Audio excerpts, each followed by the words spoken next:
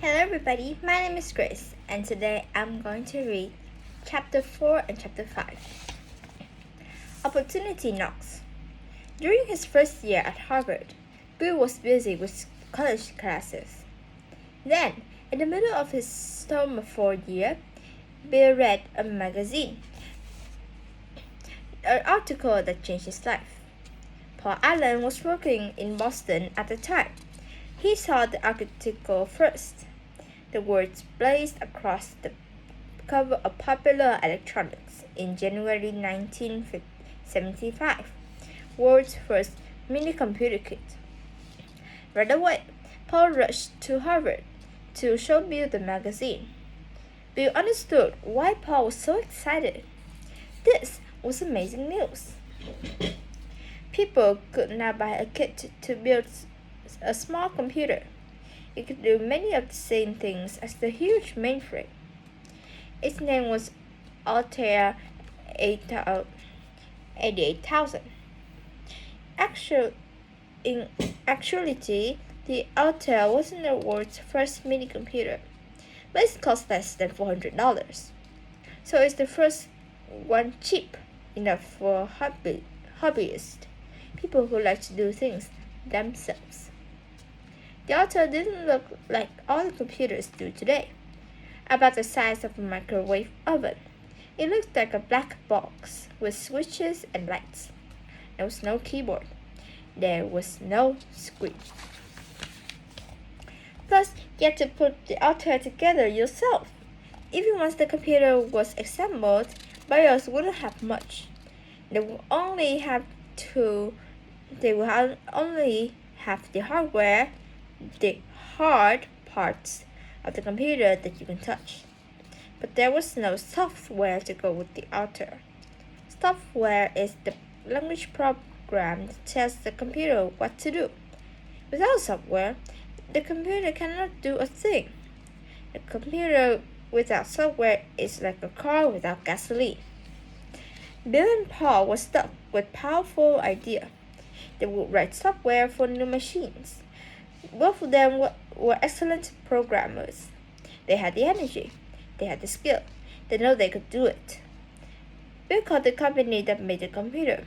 It was Micro Instrumentation and Telemetry System, MITS.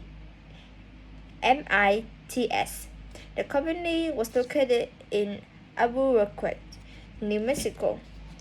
Bill told the head of MITS, Ed Roberts, that he and his partner were writing language software for the Altair. Bill asked if MITS was interested in seeing it. Sure, said Roberts. He agreed to meet the boys in a month or so. Yikes. Bill had claimed that the program was nearly done. In reality, he and Paul hadn't even started. For about the next 8 weeks, Bill and Paul worked like mad. The challenge was huge. They didn't have an Altair to work on. MITS was behind in filling its orders, but the boys did have the instructions for Altair. They could use them to build a simulator, a program that could trick a big computer into acting like a small one. In that way, they could use a mainframe computer to test out the new code. Paul set to work building the simulator. Bill took charge of designing the software. He think hard before writing anything. Paul saw Bill pacing and rocking for long periods before jointing on the yellow Lego pad. Bill had to juggle his college classes with this new project. Something had to give. For Bill, it was sleep. Often he left for work into the night.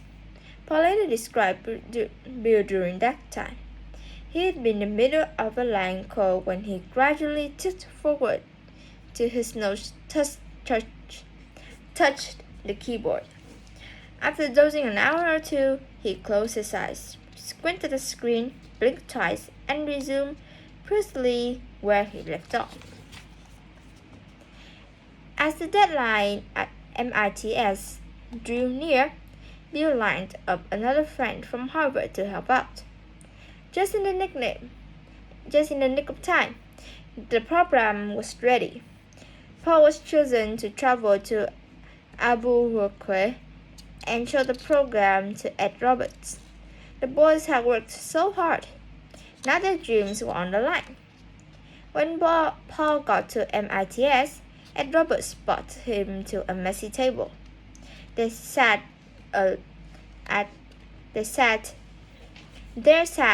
little Arthur, quiet and lifeless. Paul got ready to do a test run of the program for Ed. He felt tense as he located it. The software had never been tried on a real Altair before. Would it work? Was the code right? Paul had his breath and put through the command. Print 2 + 2. Instantly, the computer shot back the answer. 4. Success! Minutes later, Ed Roberts decided to buy the program. Bill Gates and Paul Allen had created the very first programming language for a microcomputer. Bill was only 19 years old. Chapter 5. Microsoft is born. Now they have a deal with MITS, Bill and Paul needed a name for their business. They decided to call it Microsoft because they were writing a software for microcomputers. Micro means small. In less than a year, they dropped the hyphen. Bill was the president and the chairman of Microsoft, and Paul was the vice president. At first, the company was no more than a name. Paul took a full-time job at MITS as head of the software development. He was living in Albuquerque. Bill stayed at Harvard. Yet, both boys dreamed of doing more with Microsoft. So in 1975, Bill took a leave of absence, a timeout, to join Paul in Albuquerque, with Paul working part-time. The boys began new projects for Microsoft. Bill's parents did not want to drop him out of college. Reluctantly, Bill went back to Harvard, but his heart and mind just weren't in school. They were back in Albuquerque in the computers business that he and Paul had started. Bill sensed that the computer world at a major turning point. New computer chips had become available that could store lots of information in tiny wafers. Bill thought microcomputers were going to become big, really big. Here was his chance to do something important, and the moment to act was now. So he left Harvard again. This time he never went back. He returned to Albuquerque and threw himself into business. Soon Paul joined him full-time. He and Paul adopted a slogan for Microsoft: a computer on every desk in every home. That was a wild dream in the late 1970s. It seemed an impossible goal, but partners set about making it happen. By now, Altair was a success. Other companies were starting to make microcomputers too, like MITS. They were only made hardware. Only one company, Apple, made both hardware and software for its computer. Microsoft was ready to make software for other companies. But today we take software companies for granted.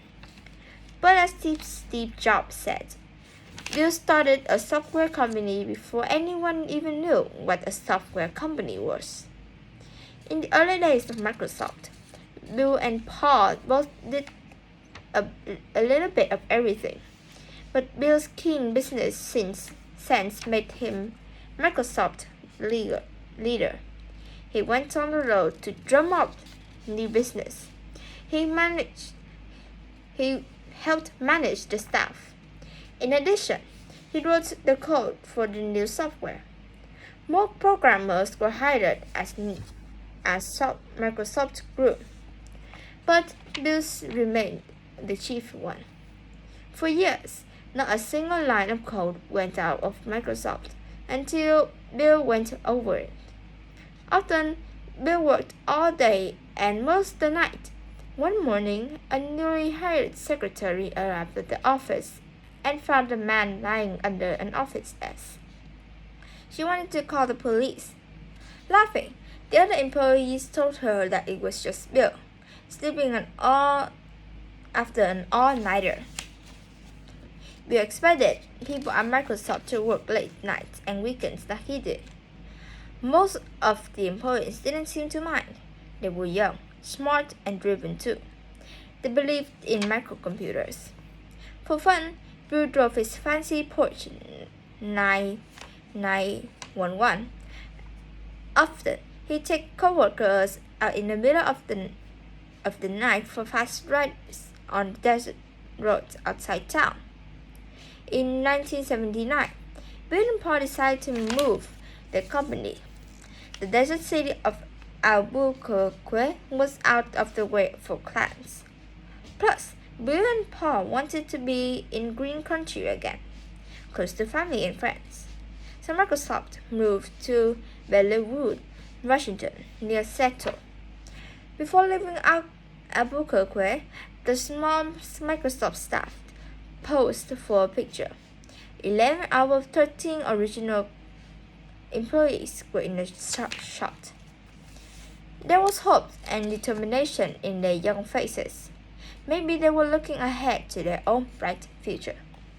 So that's all of chapter 4 and chapter 5, and I will see you in chapter 6 and probably 7.